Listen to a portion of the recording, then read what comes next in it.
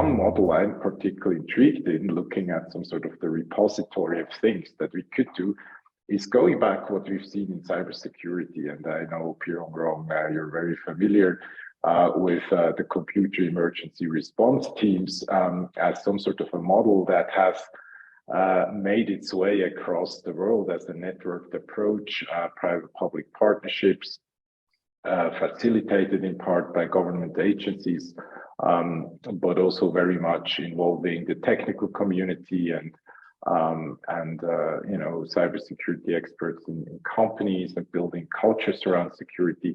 And so I'm wondering, and I actually proposed that some years ago, whether it wouldn't be a moment to come up with what I back then called IQ CERT, Information Quality CERT, which would have different functions. One is really, as CERT in the cybersecurity world, to share information, essentially threat information. And I know some information sharing is happening among at least some companies and some services, let's put it this way, and government agencies.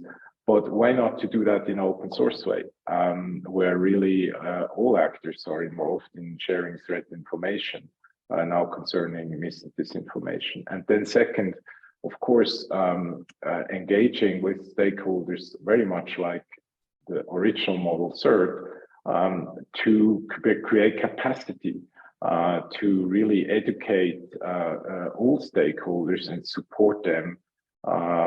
Think about, you know, less well-resourced smaller companies. Think about maybe smaller ISPs or smaller platforms that may not have the resources to build their own anti-disinformation squad or whatever. And so providing resources, building capacity, providing technical assistance could be a second activity of an IQ CERT, again, where it feels in a networked architecture and private-public partnerships, that's something we could do.